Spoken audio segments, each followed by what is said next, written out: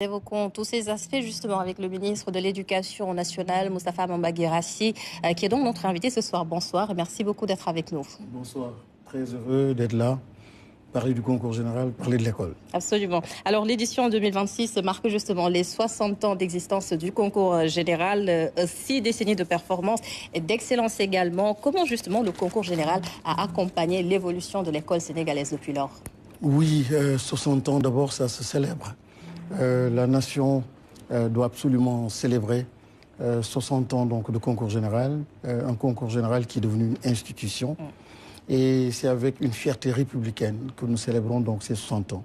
Avec un livre d'or, vous l'avez rappelé tout à l'heure, mais aussi montrer en fait que le concours général constitue aujourd'hui la mémoire, une mémoire institutionnelle qui retrace en fait le parcours de l'école sénégalaise.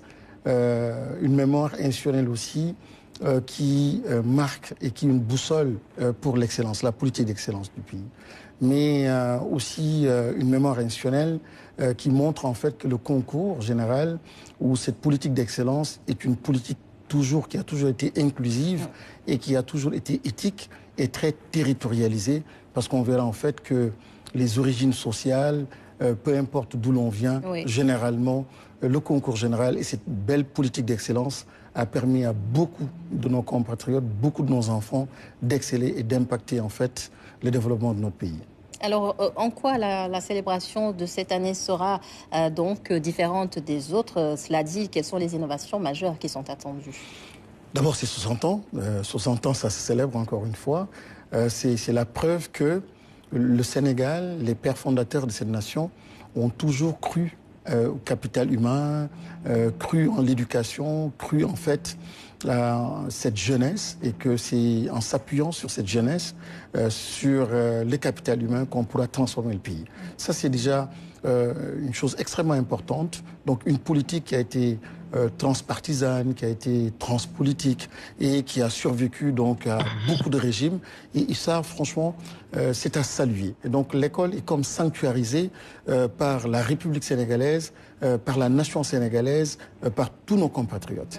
Et pour marquer donc cela, il y a un livre d'or qui retrace ce parcours depuis Léopold Sédar Senghor, le président d'alors, qui avait pris un décret et pour instituer le concours général. Nous avons vu à travers le temps comment chaque président, chaque chef de l'État a eu à apporter sa touche pour pérenniser, donner de nouvelles orientations, mais en gardant le cap sur l'excellence et cette politique-là, en fait, de l'éducation qui distingue le Sénégal et qui distingue, en fait, nos enfants. C'est au-delà, donc, de ce livre d'or, il y a aussi une belle plateforme pour faire la part belle à l'ancien président de la République, le président Abdoulaye Wade. Nous nous rappelons tous de ses rapports à l'éducation, de ses rapports à la petite enfance. Et pour saluer cela, le chef de l'État, le gouvernement du Sénégal a mis en place donc une belle plateforme avec une belle intelligence artificielle qui s'appelle Allo Prof, qui permettra à chaque enfant d'un village sans aucune connexion, avec juste son téléphone, appeler et avoir à bord donc Allo Professeur qui s'appelle Allo Gorgui. Donc c'est le président Abdoulaye Wade qui va aider l'enfant, qui va lui donner des cours de mathématiques, de sciences, de géographie, d'histoire. Et ce sera aussi donc l'occasion pour faire le lancement de cette belle plateforme qui va venir appuyer nos enfants, appuyer donc l'école sénégalaise. C'est aussi une belle opportunité que nous allons saisir pour justement aller dans le sens de l'inclusion aussi. Il y a des parcours spéciaux qui seront donc magnifiés. Ce sera donc à cette occasion que nous allons le faire. Et nous avons enfin une très belle exposition immersive. Ce sera une première pour replonger donc tous les visiteurs, tous les participants donc dans ce grand parcours de la nation sénégalaise, dans ce grand parcours de l'école sénégalaise et amener tout un chacun à comprendre en fait que l'école est importante, que l'excellence est importante. Et enfin, cette touche, encore une fois, j'insiste là-dessus, c'est qu'on va dans le sens de la territorialisation et surtout de l'inclusion. Vous verrez que beaucoup de nos enfants en situation de handicap ont excellé. Beaucoup d'enfants qui étaient en périphérie, Sédhiou, Diourbel, Kaffrine, aujourd'hui donc font partie de la course et de plus en plus. Donc franchement, il y a une dynamique qui est en marche et qui honore l'école sénégalaise, qui nous honore tous. Donc tout cela sera à l'honneur, Inch'Allah, le jeudi demain oui. donc avec le chef de l'État. C'est ça. Et puisque l'on parle de performance, Monsieur le ministre, pour cette édition 2026 du concours général, les établissements publics se sont largement distingués avec un pourcentage de près de 80% des distinctions. Est-ce que cela veut dire que les réformes jusque-là engagées par l'État du Sénégal commencent à porter leurs fruits? Ah oui, les réformes commencent à porter leurs fruits. Vous voyez déjà le baccalauréat. L'année passée, on était autour de 47-48%. Il y a eu un bond de 7,5%. C'est quand même assez important. Les séries scientifiques, et ça c'est une orientation du chef de l'État, le cri de cœur de tous les acteurs pour dire que malheureusement, nos écoles, nos lycées sont sans classe presque. Ou sans filière scientifique. Et donc, depuis 1 an ou 2, il y a un travail qui est en train d'être fait, il y a une promotion des sciences et mathématiques.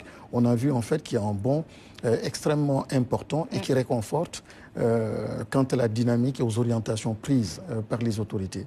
Nous avons aussi vu que même sur ces séries scientifiques, l'inclusion et l'intégration des daras aussi portent fruit parce que, curieusement, au niveau de ces daras aussi, il y a un bond extraordinaire par rapport aux séries scientifiques. Ouais.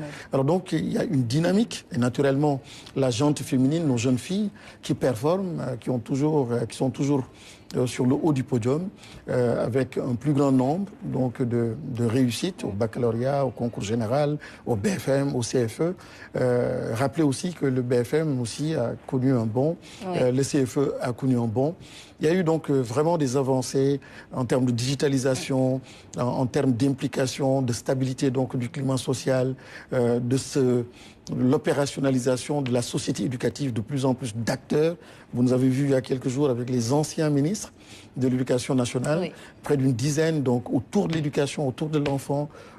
Hier ou avant-hier, c'était encore les hauts référents de rang mondial qui sont réunis donc, pour parler de l'école, parler de l'enfant, qui sont engagés dans ce processus de refondation, qui a été une commande extrêmement importante. Et c'est le thème d'ailleurs de cette édition, la refondation de l'école. C'est le thème de cette édition. Oui, c'est la refondation, mais associée en fait au JOJ, c'est-à-dire les valeurs olympiques et le processus de refondation. Voilà, qu'est-ce que l'école va devenir et quelle inspiration pour l'école. Et nous parlons donc de sciences, nous parlons d'école, nous parlons d'excellence scolaire à travers le concours général. Oui, c'est vrai. Mais l'excellence, on se rend compte qu'il faut toujours associer l'excellence académique, scolaire, à d'autres éléments donc, liés à l'éthique, à l'intégrité, l'effort, la résilience. Et il s'agit aujourd'hui de quelqu'un comme Ahmed Babou, doublement victorieux. Ahmed Babou du Prytanée militaire. Du Prytanée militaire. L'année passée, donc, pour les classes de première, qui a été le champion. Cette année encore le champion. Vous voyez en fait que pour 4 disciplines, les 3 étant essentiellement donc, du domaine des sciences, la 4e relevait en fait de tout ce qui est civisme, tout ce qui est vie en société, vivre ensemble. Et ça, c'est important. Et vous comprenez la commande aussi du chef de l'État qui parle donc de la NITE, la nouvelle initiative pour la transformation humaniste de l'éducation. Donc, NITE, sans la NITE, il y a problème. Vous êtes le plus grand ingénieur, il y a problème. Donc, NITE de femme solo. Et aujourd'hui, je pense que cette dynamique-là, et les JOJ, pourquoi c'est important? Il ne s'agit pas simplement d'un hasard de calendrier, mais la question des valeurs olympiques est extrêmement importante. Donc le Sénégal, en abritant les JOJ, bien sûr, il s'agit de sport de haut niveau, mais il s'agit aussi de valeurs universelles. Amener la jeunesse donc, africaine, la jeunesse mondiale, à s'associer, à comprendre qu'il y a des valeurs universelles qui sont importantes et l'universalité, donc, elle est extrêmement importante. Les JOJ sont les valeurs aussi olympiques de générosité, d'entraide, etc. Donc ces valeurs-là, dans le contexte du processus de refondation, ça fait sens. Et vous verrez demain le président de la République et le discours d'usage, donc justement au moment de célébrer le concours général, tous ces deux discours porteront essentiellement sur ce grand thème des valeurs, de la refondation donc curriculaire et aussi de la jeunesse, donc du capital humain. C'est ça. Alors, quel sera, pour terminer, Monsieur le ministre, l'apport de la science, des technologies dans cette volonté de l'État du Sénégal de refonder l'école sénégalaise? S'il y a un cœur à ce processus de refondation, l'école de demain, le cœur sera en fait la science et peut-être les poumons ou le cerveau, on dirait que la nité, les valeurs. Donc les sciences seront fondamentales.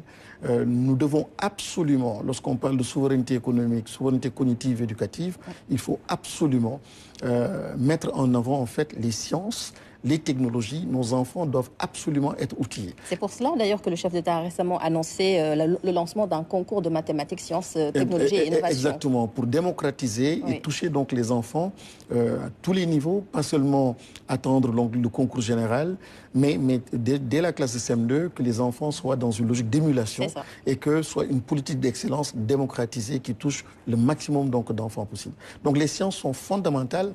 Vous nous avez vu hier aussi valider le document de politique linguistique nationale. Alors quand on parle de langue, on pense tout de suite langue, mais les langues aussi, c'est pour justement amener l'enfant très tôt à comprendre à partir de sa langue, son univers, son environnement.